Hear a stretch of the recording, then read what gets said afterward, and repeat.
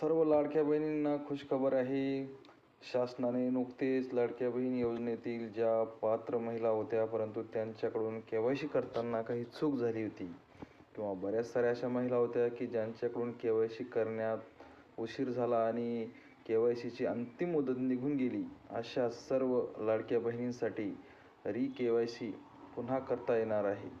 तर ही KYC आता आपण आपल्या मोबाईलवरून घरबसल्या कशी करणार याबाबत आपण या व्हिडिओमध्ये सविस्तर माहिती घेऊया.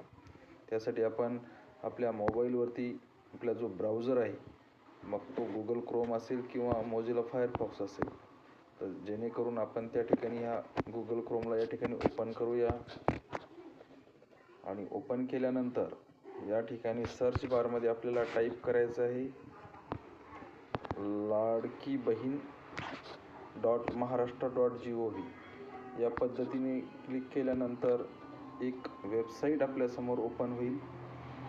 आता सध्या वेबसाईटवर थोडा लोड असल्या कारणाने वेबसाईट जरा स्लो ओपन होत आहे, कारण आत्ताच हे चालू झालेलं असल्यामुळे सर्वच लोक या ठिकाणी KYC करण्यासाठी प्रयत्न करत आहेत.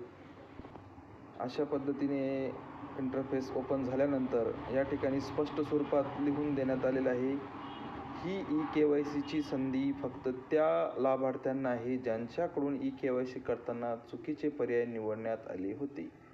म्हणजे आपल्याला या ठिकाणी स्पष्ट सांगण्यात आलेलं आहे की काही ज्या महिला होत्या ज्यांच्याकडून KYC करताना चुकीचा पर्याय निवडण्यात आला होता, जसे आमच्या घरामध्ये नोकरदार आहे का, तर त्या ठिकाणी आपल्याला नाही करायचं होतं परंतु आपल्याकडनं चुकीनं ते हो झालं असेल किंवा अन्य काही चूक झाली असेल, तर अशा कारणांमुळे बऱ्याच साऱ्या महिलांचे पैसे या ठिकाणी थांबले होते. तर या सर्व महिलांसाठी आता ही पुन्हा एकदा संधी उपलब्ध झालेली आहे. तर आपण या ठिकाणी ही KYCची संधी फक्त त्या लाभार्थ्यांना आहे ज्यांच्याकडून KYC करताना चुकीचा पर्याय निवडण्यात आले होते.